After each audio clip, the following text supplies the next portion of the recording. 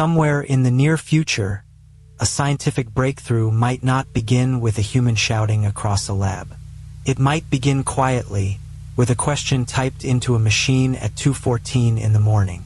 Not "write me a summary," not "make me a chart," but "find a treatment path nobody has tested yet." Design the experiment. Check the literature. Argue with yourself. Then tell me what is worth trying first. That shift sounds small. It is not. For most of history, artificial intelligence has been a tool for answering questions. The next version is becoming something stranger, a machine that can help ask better questions. This is the story of the first AI scientists, why they matter, and why the future of discovery may not look like a person being replaced by a machine. It may look like a small team suddenly thinking with the scale of an entire research institute. Science has a speed problem. Every year, millions of papers are published. Every field splits into smaller subfields. Biology has genomics, proteomics, single-cell data, protein folding, organoids, clinical records, imaging, and thousands of specialized tools. Material science has chemistry, physics, manufacturing constraints, crystal structures, energy models, and supply chains. The human brain is brilliant, but it is not built to hold the entire frontier at once. A researcher may spend years becoming deeply expert in one narrow area, while the missing clue sits 3 disciplines away, inside a paper they will never see. That is why AI in science is different from AI in social media or office work. The goal is not just to make something faster.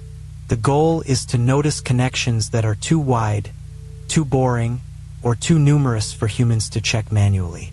The first big signal arrived when AI stopped only reading science and started modeling parts of nature.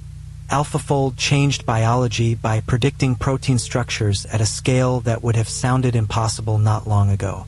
Then AlphaFold 3 pushed the idea further, modeling complex interactions between proteins, DNA, RNA, small molecules, ions, and modified residues.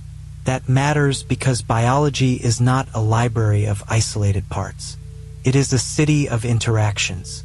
A drug is not useful because it exists. It is useful because it fits, binds, blocks, activates, or changes something inside a living system. When AI can help predict those interactions, it does not magically cure disease, but it changes the starting line. Instead of searching a dark room by touch, scientists can switch on a rough map of the room before the first experiment begins. The same pattern is showing up outside biology. In materials research, Google DeepMind's GNOME system helped identify millions of possible crystal structures, including hundreds of thousands of candidates predicted to be stable. That does not mean every candidate becomes a battery, solar cell, chip, or superconductor. The real world is stricter than a model. A material has to be synthesized, measured, scaled, and manufactured. But this is the important part. AI can turn the search space from a desert into a map. Can say, do not walk everywhere. Start here. These valleys look promising. These combinations may be stable. These directions deserve laboratory time. In a world where clean energy, chips, and medicine all depend on discovering better materials, that kind of acceleration is not just convenient. It is strategic. Now comes the next step. AI systems that do not only predict a structure, but participate in the research process itself. Google's co-scientist project describes a multi-agent system built to generate, debate, rank, and refine scientific hypotheses. Instead of one model giving one answer, the system acts more like a room of specialized assistants.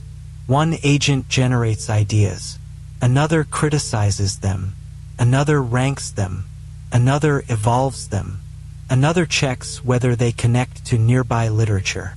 The point is not that the machine becomes a genius professor. The point is that scientific thinking becomes a process the machine can help run.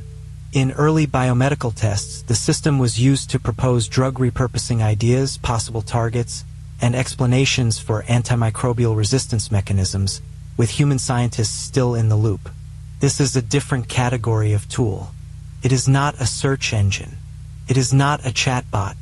It is closer to a thinking scaffold for researchers who need to move through too much evidence, too many hypotheses, and too little time. There are also early prototypes that try to automate larger parts of research.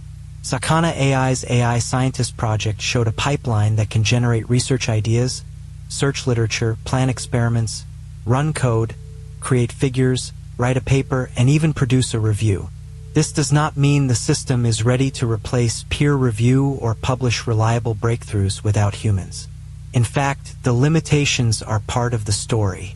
Automated systems can chase weak metrics, misunderstand results, and produce work that looks polished before it is truly solid. But the direction is clear. Research is becoming more programmable. The old workflow was a human thinks, then uses tools. The emerging workflow is a human sets a goal, and a network of tools helps explore possible paths, criticize them, test parts of them, and return with options. So what happens to human scientists? The shallow answer is they get replaced. The better answer is their job moves up the chain. A good scientist is not just someone who knows facts. A good scientist has taste. They know which question matters. They know when a result is too clean. They sense when a model is technically correct but scientifically uninteresting. AI can produce 1,000 hypotheses. A scientist has to decide which one deserves real resources. AI can design an experiment. A scientist has to ask whether the experiment would actually prove what it claims to prove. AI can read 1,000,000 papers. A scientist has to understand the culture of a field, the hidden assumptions, and the places where everyone has been looking in the same direction for too long. The future may reward scientists who are not only deep experts, but skilled conductors of intelligent systems. There is a hard truth here. Discovery is not the same as prediction. A model can predict a molecule. A lab still has to make it. A system can propose a cancer therapy. Patients still need trials. An AI can suggest a material. Engineers still need to manufacture it cheaply and safely. This is why the phrase AI scientist can be misleading if we imagine a machine alone in a room discovering the cure for everything. The real bottleneck is the bridge from digital prediction to physical proof. That bridge includes lab automation, better simulations, robotic experimentation, reliable data, reproducible methods, and careful human judgment. If that bridge improves, discovery could speed up dramatically. If it does not, AI will produce a mountain of plausible ideas that nobody can trust, test, or use. There are also risks that should not be waved away. If AI systems can generate scientific hypotheses at scale, they can also generate mistakes at scale. A bad idea that looks sophisticated can waste months. A fabricated citation can mislead a team. A flawed biological suggestion could become dangerous if people treat it as authority instead of assistance. And then there is the darker question. What happens when tools that accelerate medicine also accelerate harmful biological design? The answer cannot be to stop science, but it also cannot be blind acceleration. The systems that help discover drugs, materials, and mechanisms will need serious guardrails. Audit trails, source grounding, independent validation, secure access, and scientists who understand both the power and the failure modes. The future belongs to teams that move fast without pretending uncertainty has disappeared. The most important change may be invisible at first. Breakthroughs will not always look like one genius having one brilliant idea. More often, they may look like a human asking a sharper question, while AI systems quietly search, argue, rank, simulate, and return with the next 10 doors to open. The winner will not be the person who uses AI to make louder content or faster summaries. The winner will be the person who uses AI to think more carefully. That is the future signal. Science becoming less limited by what one mind can read, and more limited by what humans decide is worth pursuing. If this video made you think differently about where AI is going, like it, subscribe to Future Signal and stay close. The next breakthroughs may arrive quietly. But when they do, they will change the noise of the entire world.